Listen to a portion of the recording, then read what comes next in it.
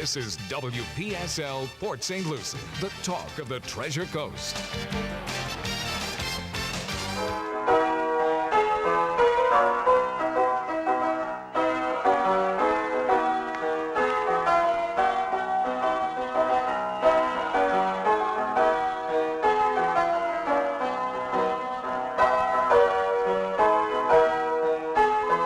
It's 11:08 at WPSL 1590, the talk of the Treasure Coast. You're on Ask a Rabbi. And this is Rabbi Shafir Loeb of Congregation Eitz Chayim, your Jewish home on the Treasure Coast. And so it's a beautiful Friday. It's an absolutely gorgeous Friday out there. This is the time of year that it's so much fun to be in Florida. And, you know, when I lived in Tucson, we used to call spring and fall the reward, and it's true here in Florida as well. Yes. It is the reward for putting up with summer. You get to enjoy this time of year because it is absolutely beautiful. And, you know, when the humidity goes down a little bit. Well, even in Tucson, the humidity's up in summer during monsoons. They don't talk about it, though. Yeah, that's because they don't talk. There was about a sign that I passed once on. We were just talking about Prince and Campbell, coming up. Okay, now I'm forgetting which one was north and south. Campbell was north and south. Mm-hmm. Coming up Campbell, there was a sign, one of those little marquees that businesses put out, and what was on it was the mark of a true Tucsonan. Be here in June. Yeah, yes, that's right? So true. And the school's let out in May for that very reason, because it's that really miserable heat until the monsoons start to bring up the humidity, but bring down the temperature a little bit now and then. Well, and if you talk to the old Tucsonans before the town grew up, back in the Pueblo days? Well, pretty close. I mean, and even, in the 40s and 50s, that, it was the development that is causing the humidity, because there were never any lawns around or golf courses and stuff like that. And, guess what? Yeah. I mean, there is some truth to that. The amount of, the amount of paving, the asphalt. Sure. Asphalt is dark. It attracts heat. It retains it. And as we've mentioned a few times before, the engineer in me reminds folks that heat is what travels, not cold. Cold is the sensation we feel as the heat leaves us. So when you feel a blast of cold air, yes, it's colder, but what you're feeling is the heat leaving your body. Oh. Okay. Interesting concept. I've never thought about that. Yeah, you don't feel the cold coming in. You feel the heat leaving. And the bigger the temperature difference, the deeper that temperature draw is, which is why we talk about bone-chilling cold. It's that it can really, the temperature difference is enough to really reach into our body, and it takes a while until the body can hit an equilibrium of maintenance. Mm-hmm. So yeah, it's cold energy. There's no such thing as cold energy. It's all heat moving. It's always heat. Interesting. Okay. Yeah. Huh. And the question is, heat always goes.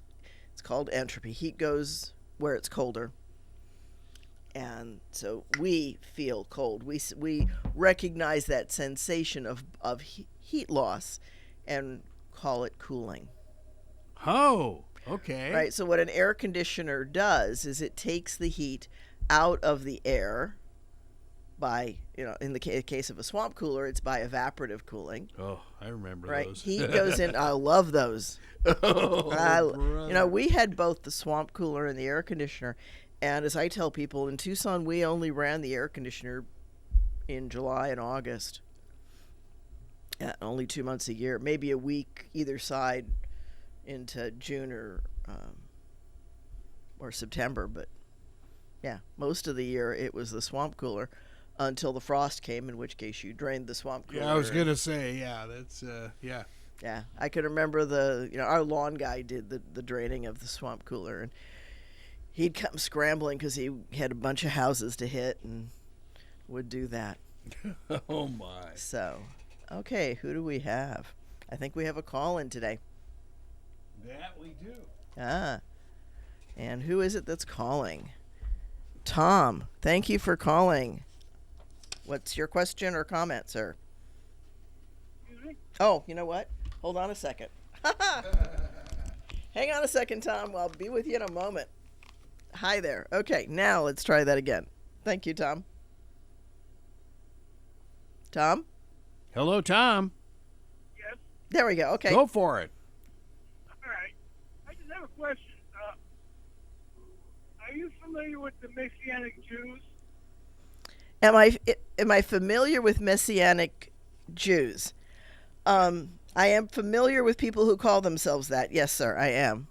What's your question about it? Part of a congregation that was of them. And it was also part of the Assembly of God. Yeah, that doesn't. Denomination. Yeah, because it's really a Christian movement. Well, it's a combination of Jews who believe in Christ. Okay, and once you believe in a Christ or the need of one, then you become a Christian. Okay, well, Because these Jews, yeah, these individuals believe that they're still Jewish, and they also accept Christ as Messiah. okay, well, and we live in a country where you're allowed to call yourself whatever you choose to. Okay. But if you call yourself a Russian and you no longer have Russian citizenship, are you really a Russian? Well, I could say you're of Russian ancestry. Yeah, and so it would be true that some of those people that are in Messianic congregations do have ancestors who are Jewish.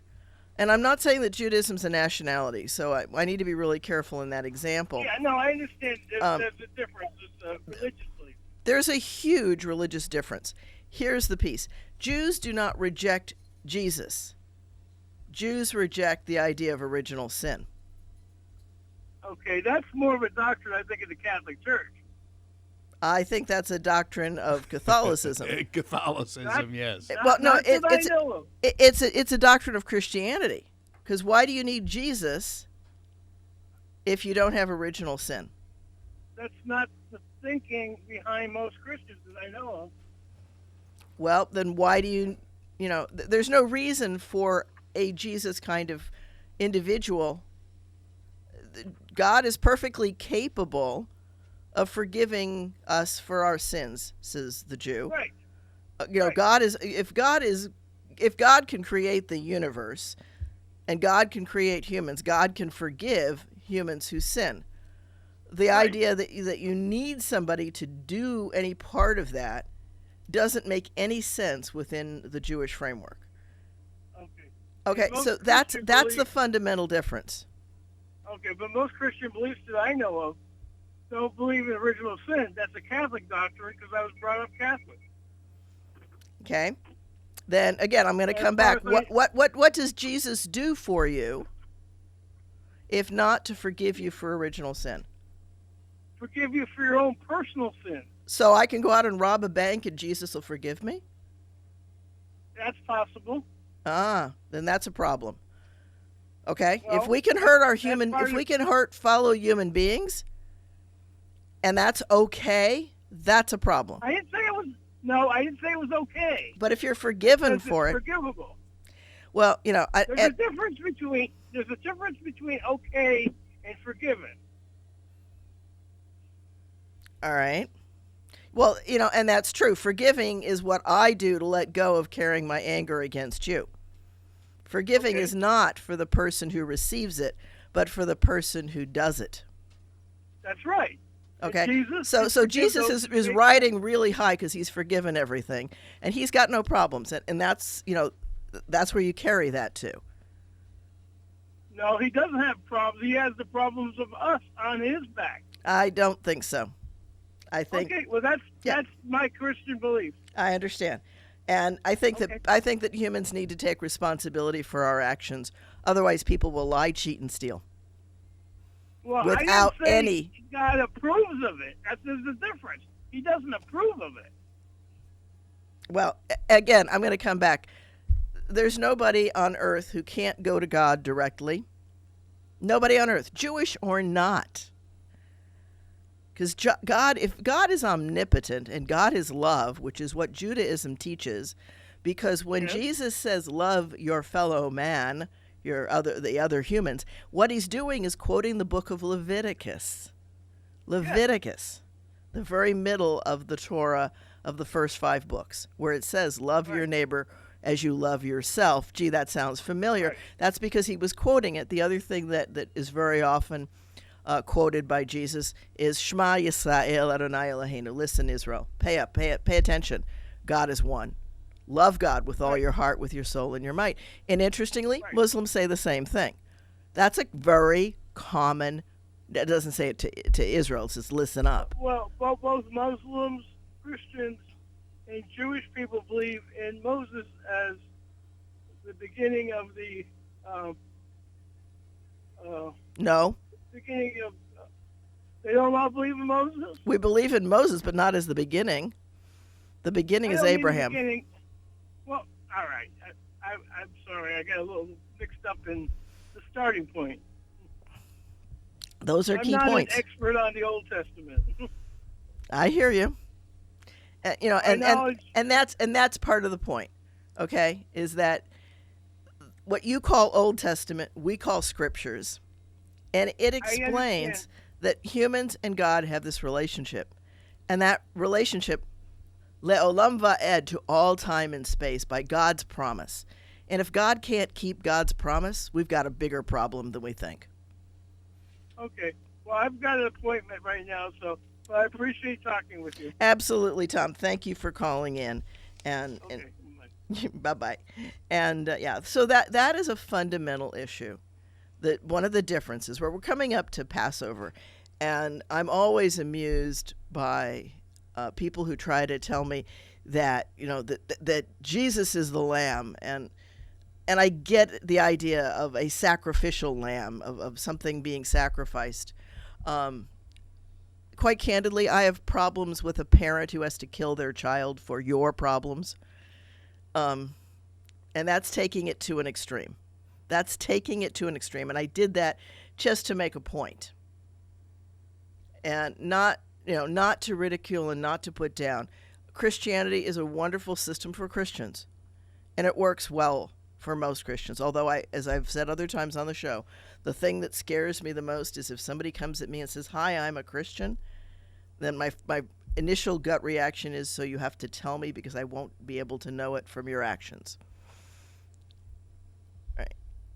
How about, "Hi, I'm a Christian preacher, and can you please send a donation so I can buy my 5th jet?" I'm not going there.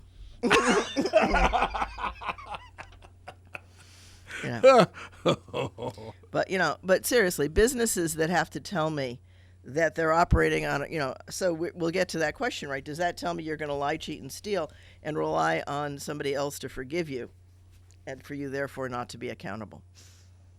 Is that what you're telling me? So we can take things, and I do this with my philosophy classes all the time. I was going to say I take any system that we have, Judaism included. If you take it to the fringes, if you take the argument to its logical conclusion, you run into problems. Because there are, how can you have an omnipotent God? Really? Because if it's that old argument. If God can do anything, what is there that God can't do? But if God can do anything, then God should be able to come up with something that God can't do. Ooh. Yeah. Right. So no matter what claim we make, we take, if you're not very, very careful how you phrase it and how you handle it, you can take yourself into a logical conundrum, a place where logic doesn't make sense because you've created a conflict, a dilemma.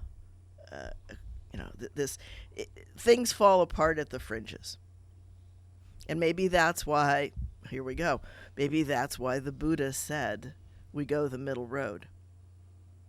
That was his claim. You travel the middle road. You don't go to this extreme and you don't go to that extreme. You don't go to human excess. You don't go to human abnegation. That actually sounds like a pretty good way to live your life. Yeah, maybe that's why some people follow that. Yeah, there are a couple Buddhists in the world. Yeah. Right. And it's worth noting that the definition of Christian, no matter what somebody calls themselves, the definition of Christian by scholars is any religion having to do with based on the teachings of Jesus and the life, death, and resurrection of Jesus. And that notice it doesn't say God. It doesn't say that Jesus has to be divine in that definition. And that's important because that's going to incorporate a lot of the groups that some Christians consider fringe and not Christian, such as Jehovah's Witness, Christian Science, and Latter-day Saints, even some, because the understanding of the entities and their relationship is different in some of those religions. And the reason for that definition is to exclude Islam, but still keep Christianity the largest religion. Because if you get rid of all of those fringe groups, Christianity is no longer the largest religion. Islam is. They're not that far apart, folks. And in Islam, Jesus is the Messiah, sitting at the right hand of God, waiting for Judgment Day. In Islam? In Islam. In the Quran. Really? And I welcome any Muslim to give me a call to verify or challenge my statement that I just made. Right? Jesus sits at the right hand of God. It was a mystical birth. The trees bend over so that Mary can pick the fruit without having to scale a tree. It's a wonderful little story. Mary's a big character and Jesus is a big character. In the Quran? In the Quran. Oh, boy. Yeah, you don't hear about that from the folks who want to burn it. No, you don't. Okay. But what Muslims reject is being divine, being a son of God. That God, in some way, makes a woman pregnant, other than making all women pregnant. Right? If we consider God the source of life, which Judaism does teach, then God is responsible in some way for all of us. And, I don't think God makes junk. I've said that before. Right? So we're all human. We're all human beings. We're all here to work through this together. And that's a huge issue. When we can do that, when we can recognize that it's not a different God. It's one God who creates one universe, regardless of whether you're Jewish or Hindu or Buddhist or Christian or Muslim. God is God. God doesn't put on tefillin, one of the Jewish practices, doesn't do a prayer practice.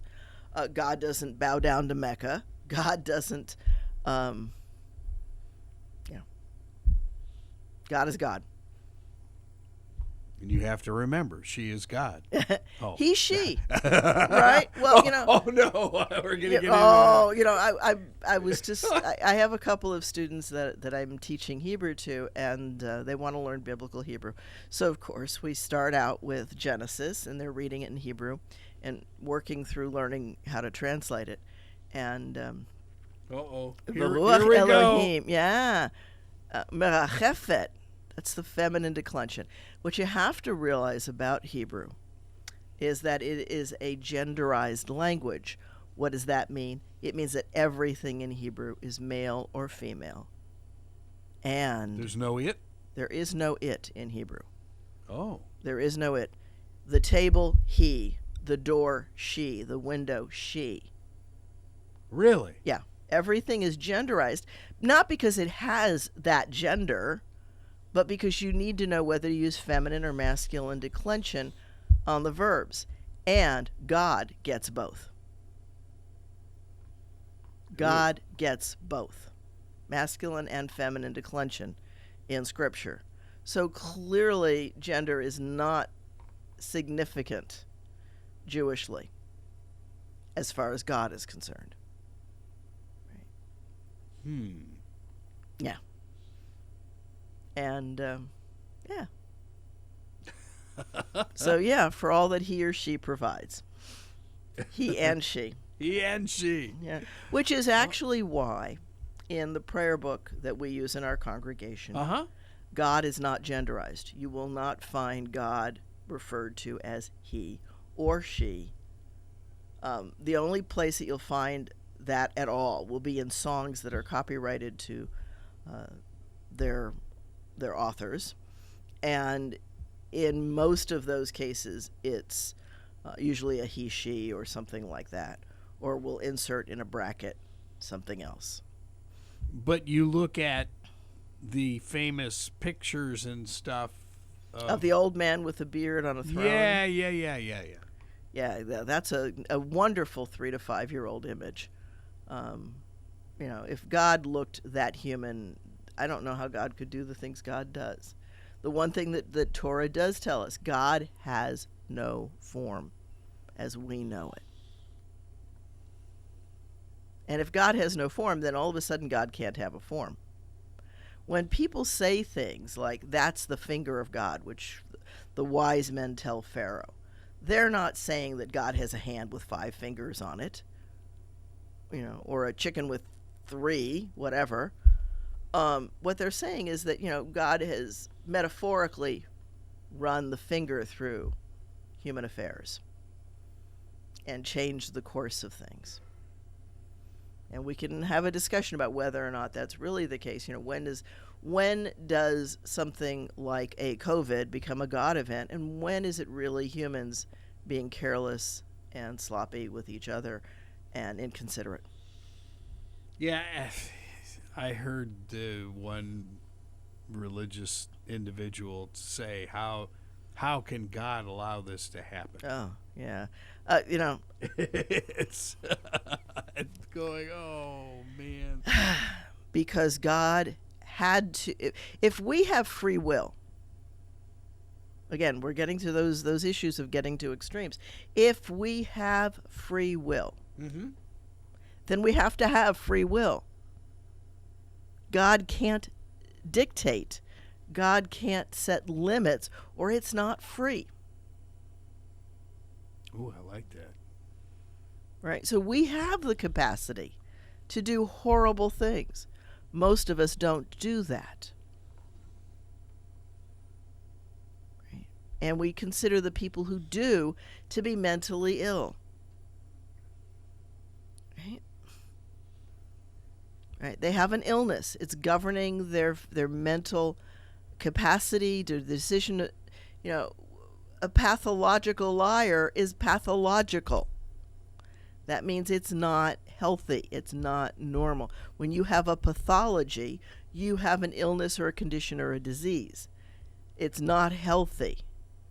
And people who are pathological liars are not healthy. And, here's the piece. If it's hurting anybody in your sphere, get help. That's the other piece that I believe God has given us, the ability to connect with others and get help, the ability to come into community and work through things and work for the higher good. Not to be just sheep. I know that Stuart on Ask a Lawyer was talking about people falling in line with the party line. And, unfortunately, that's human mob think. That's group think. Very often people will give in to things they know are not right because the group to which they want to belong is doing it. Mob mentality. Well, we call it mob mentality, but it's an interesting thing. There have been a number of experiments where they have 4 or 5, it doesn't take a large group, by the way, 4 or 5 people who will purposely give a wrong answer to a question, and then they come to the person who's not part of the experiment and ask them the same question. And rather than stick out from the mob, they will go with the wrong answer, even though they know it's the wrong answer. They might even defend it, because belonging to the group, here's the piece, belonging to the group was really important back in the day, when there were things to be afraid of. And if you were a straggler in the group, you were a higher risk for getting picked off by a lion, some marauding band, whatever. Mm-hmm. And we still have people who look for scragglers on the edge as prey, other humans. We still have that going on today. And so there is a survival mechanism that makes you subvert your own understanding of the truth to go with the group and to be part of that identity. It's what gets kids in trouble in gangs. It's not that the kid, it's not that somebody wakes up and says, okay, today I'm going to purposely violate my morals and my principles. But it's because when they get out into the crowd and a perceived strong leader says X and you know the answer is Y, there's a fear of being excluded by the bully by not going along with X, even though you know Y is the right answer. It's interesting you talk about, the mental illness and the bully, if you will. I think back to some friends of ours that were at NBC Nightly News that were murdered in Jim Jones's mess down in Guyana. And you just think, how could somebody like that? And again, it was a religious thing. Mm-hmm. It's supposedly in the name of God, create something like he did down there that was awful. So I'm going to shift someplace you might not expect on that, which is I'm going to go with the word in Hebrew for God. Okay. Okay. El Elohim. It also means somebody who was perceived as being great. Ooh. Okay. So we might say, it got to be careful. Ooh. Yeah. Yeah. Oh, gosh. Right. I will make you as lords over the people. Right? Not God. Yeah. Right? Taking the distinction and saying that Lord means the master of the land or the mistress of the land. Right? Like an emperor, a Chinese emperor. Right? There were people who said, Empress Wu Zetian couldn't be an emperor because she was female, but she did a dang good job of ruling China. People had food, people had peace. She operated on a merit system. And yes, she was a wicked person getting there. She did some things that probably would not stand up if they would have had a method of impeaching, but they didn't, so she did. So, sometimes acquiescing to the bully can be good for the society. It's hard. Things are not black and white in the world. And I'm not advocating a Wu Zetian kind of get rid of your, we talk about Solomon. It's one of the issues in Judaism. Solomon, Shlomo, he is peaceful. He's an amazing character. Built the temple. Yeah, okay, great. Also, had 600 wives and 900 concubines, or I forget the numbers, but it's huge. I think it's 300 wives. Sounds exhausting to me. Yeah, I think it was 300 wives and 600 concubines. But it's an incredible number, no matter how you, the night of 1,000 nights, so whatever. And perhaps the Esther story really is. Never mind. No. So there's a lot of pieces about Solomon. If you read the text. In the text. I'm not making this up, folks. You can read it if you actually read Scripture and read it for retention instead of just for saying that you read it. I'm sorry. Been there, seen that too. She's looking at me. I'm not Guilty as looking charged. at you. Oh. I'm looking at you because I'm talking to you, but not because I'm accusing you of it. Right. So if you read the text carefully, you find out that the way that Solomon makes peace is with what we would call an overly heavy hand, like executing the people he doesn't agree with. Sending, he doesn't do it. He sends out his generals to do it. But, he's not kind. When his sons, of which there had to be a gazillion, an incredible population of Solomonettes or Solomonettes, whatever you want to call them, little Solomons. Yeah. There's a wonderful scene where one of his sons is standing up, And the delegation comes in from the northern kingdoms. It's the split of the north and the south. And they say to him, we need to make some better agreements than we had with your father. And the wise men tell him, negotiate with them. And he doesn't. He says to them, if you think what my father did was bad, you haven't seen anything yet. Ooh. Yeah. I will be harsher. I will be more rigid. I will be more unforgiving. Ooh. Okay. And the north says, thank you so much. We'll take your brother and we'll make him king. And off they go. And that's the split of the north and the south. Solomon could only hold the kingdoms together with a heavy hand because of the way he did it. David, not altogether that nice a guy either.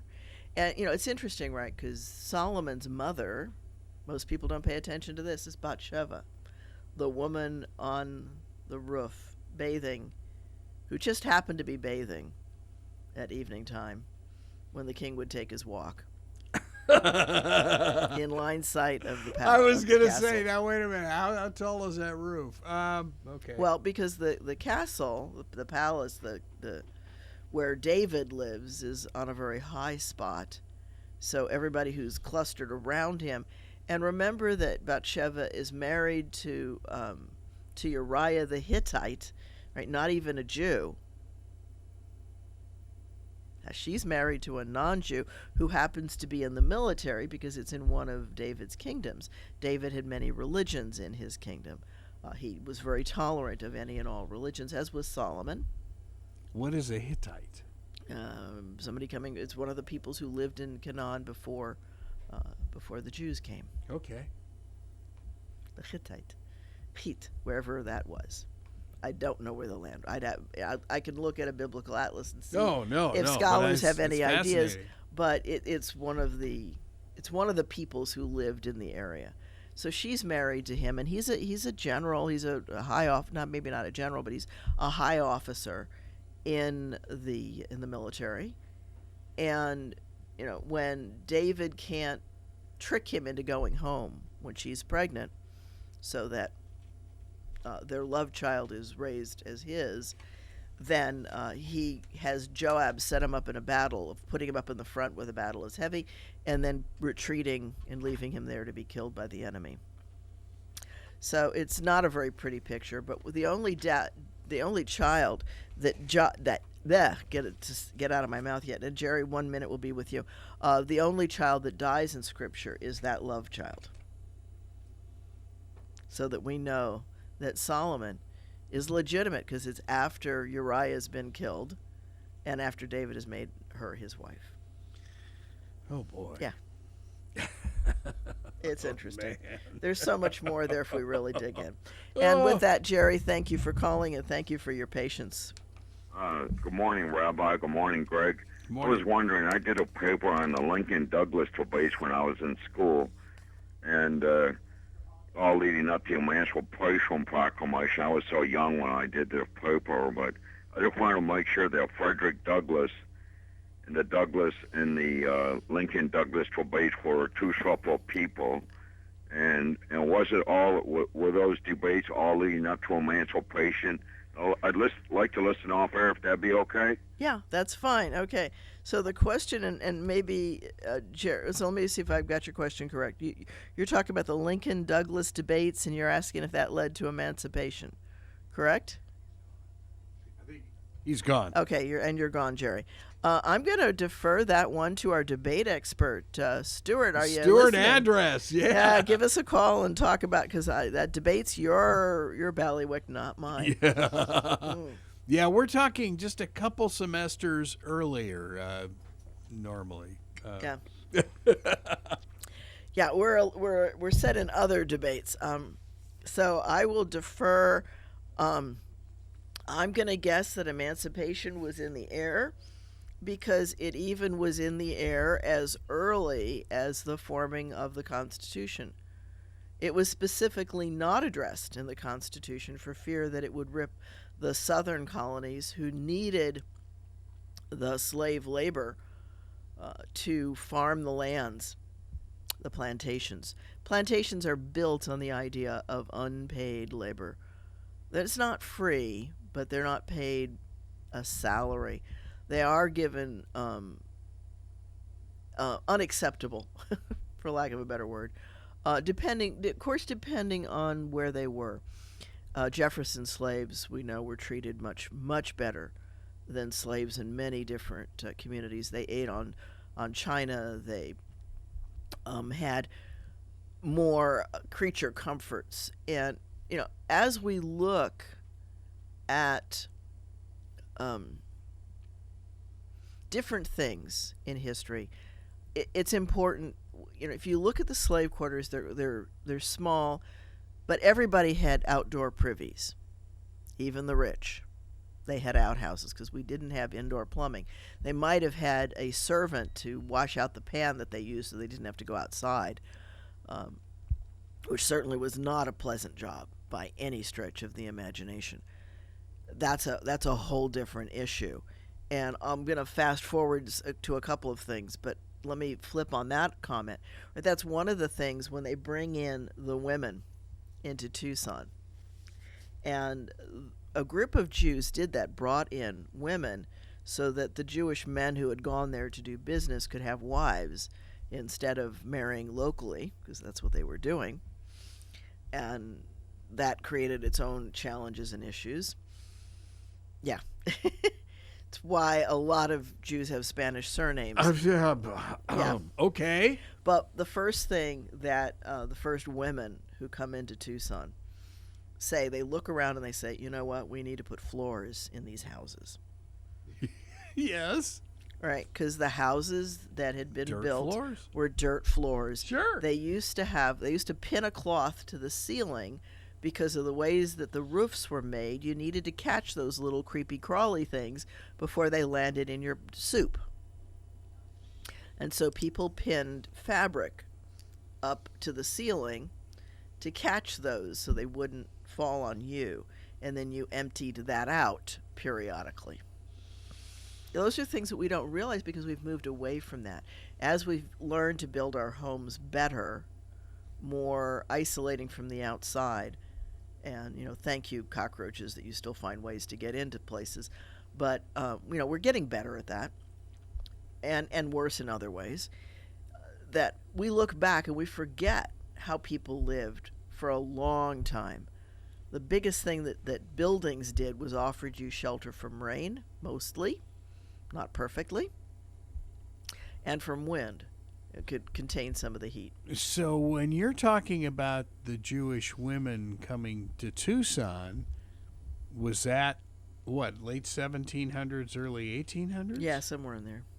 Wow. Now, late 1800s, because 1800s.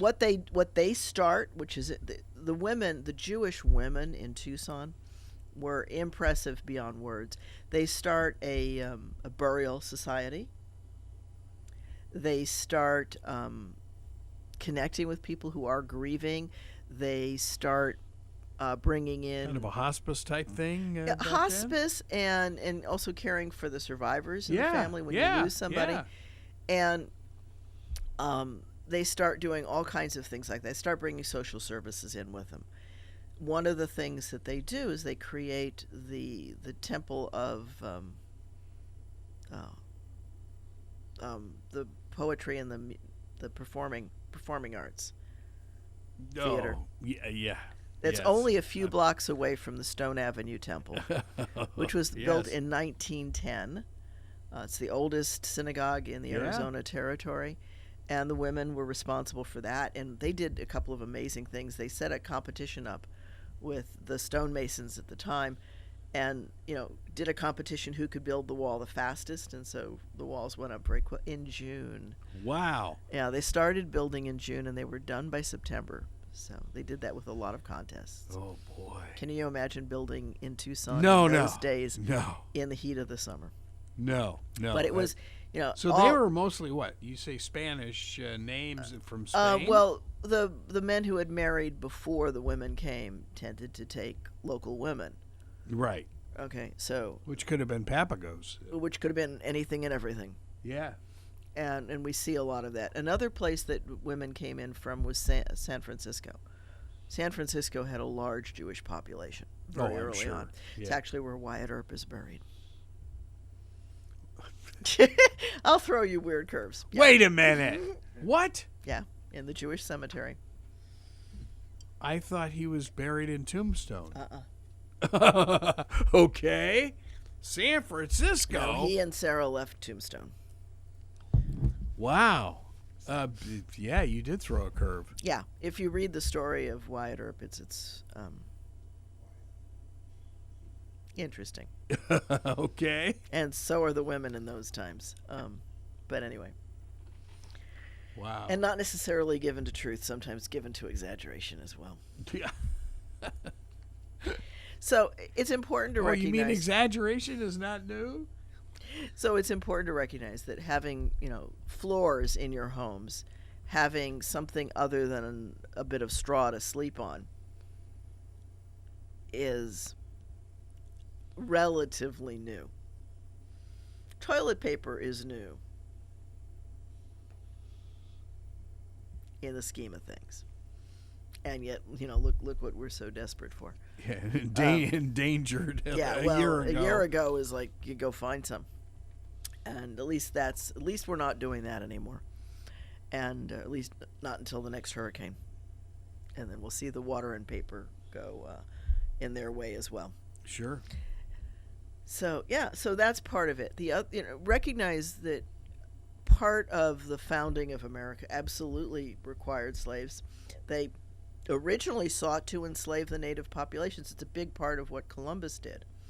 And he did that by coming in with weapons that they didn't have and forcing them to do things, giving them choices of dying or doing what they were told.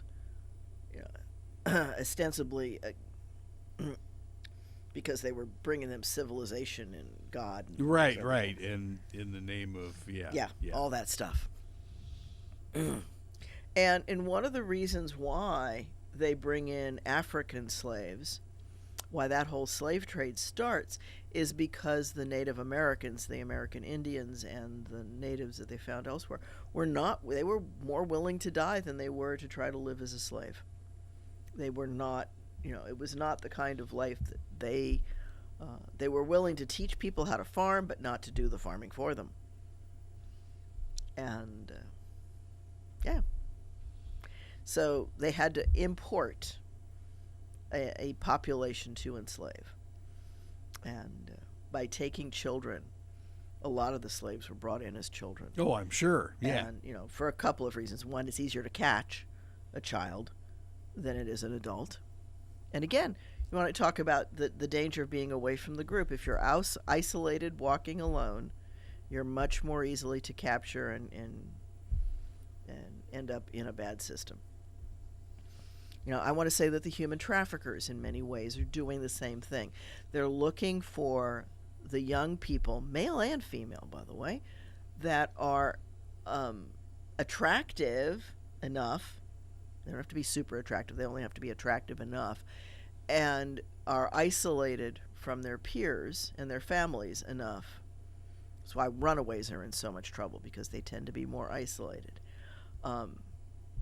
And if you're into drugs or any of those things, you're that much more vulnerable, because you're not necessarily coherent part of the time, and you're dependent on something. Mm-hmm. So those populations are, if you will, the scragglers, the ones who don't fit into the majority identity. And so they're isolated, they're more vulnerable.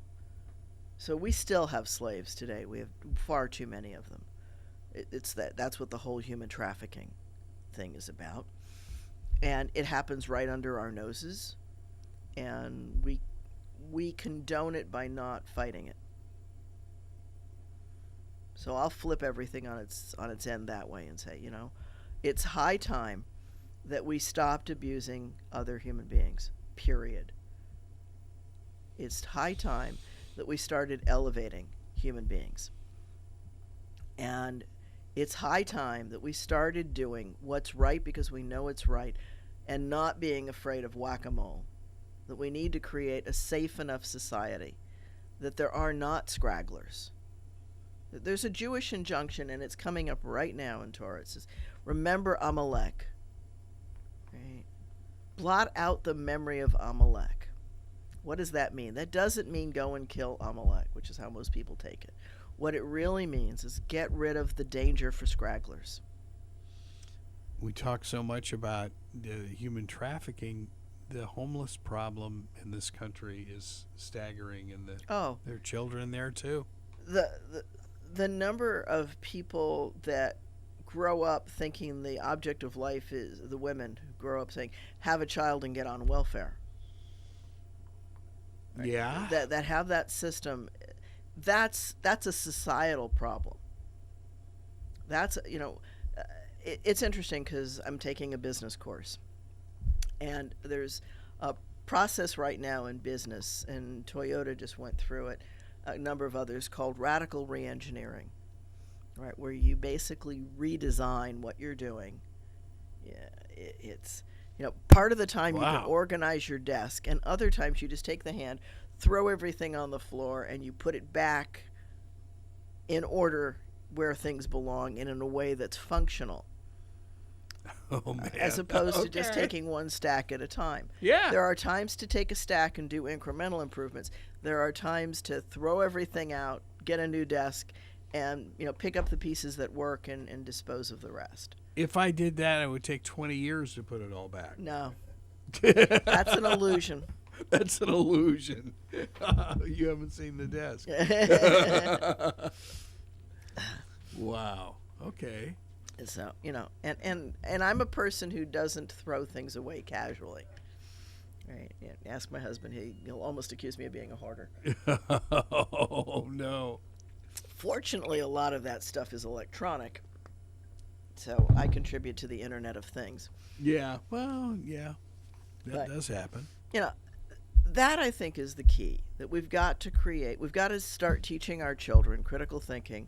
We've got to start teaching our children to care about each other. We need to teach them empathy so that they can go home and teach their parents how to teach empathy. Because I think we have lost part of that in this we-they mentality that is not new. It's as old as dirt. But it doesn't really serve human beings in the long run. In the long run, if we ever get to the place, and I hope that we do, there is more than enough resources on this planet to care for everybody. There does not need to be scarcity for anybody. We pay farmers to not grow food. Yeah. And that's done so that the price of the crops doesn't go so low that India's fighting that right now. There's so much food that their farmers are fighting to earn a reasonable wage, and that's what the unrest in that country is about. See the truck strikes and stuff like that down there. Yeah. Yeah, and that's because there's, so there needs to be a way to take this bulk of food, take it off the market, and give it to the people who are starving. And let's get human beings to where people do not have to be afraid of having a meal. This is my shtick, if you will. All right, no matter whether we're Christian, Buddhist, Hindu, let's practice what we preach. Let's feed people enough that nobody is hungry. Let's clothe everybody so nobody's freezing, and nobody has to go to bed cold at night without clothing, without a few changes of clothing. And let's get basic medical treatment to everybody. And we'll watch disease come down to nothing. We'll watch crime go down to nothing. If we learn to take care of and raise the base level to not just a subsistence level, but to an actual living level, a living level. Let's do that. Let's give people, and then let's reward and encourage people for doing more and being creative, and let's teach them how to do it. Not what to think, but how to think. It's one of the things that my students in my classes all say is, you don't give us the right answer. It's like, it's not about a right answer. It's about, can you support what you're saying? Can you logically defend what you're claiming? Can you find enough sources to document what you don't know so that it's not hearsay and assumption and fallacy? But that's a utopian, it's a radical re-engineering, but I think that human beings need to radically re-engineer within our systems, within our capitalist systems, within our communist system. I don't care what system you use. Those are economic systems. Let's treat human beings as human beings. Let's find a way to elevate everybody so nobody is on the really short end of the stick. Let's get rid of those short sticks. And let's use middle and I realize that then the middle becomes the low. And, let's reward people for leaving that, but let's not let anybody die of hunger. Let nobody die for lack of medical attention. And I'm not talking about the super radical, 1 in a million shot of curing a cancer. I understand that those are super expensive and et cetera. But let's let people get basic medical care. Let everybody who wants a vaccine for COVID get one. What a radical thought, right? And one of the reasons... It's a good one. Yeah. There's a couple of reasons why it pushed down from the high ages down, because everybody 65 and older is covered by Medicare. So the cost of it's covered within the system. There's automatic payment. That becomes more expensive as you drop down. Right. Oh, yeah. Okay. Yeah. So there's a lot of hidden stuff inside every story. You're not going to say it comes down to money. Never. So here's my last reminder. Passover is the 27th of March. Please go to our website and register. We are partnering with 2J's for a full ritual meal. You can reserve it there. Join us on Zoom. If you would like a Haggadah, please order that soon, either for pickup or mail delivery. This is Rabbi Shafir Loeb, and if you'd like to sponsor me, please contact the station. We definitely could use some sponsors for these shows if you've been enjoying them. This is Rabbi Shafir Loeb. It's been a great day right here on WPSL 1590. Thank you. Have a great week. You've been listening to Ask a Rabbi right here on WPSL, the Talk of the Treasure Coast, webcaster to the world.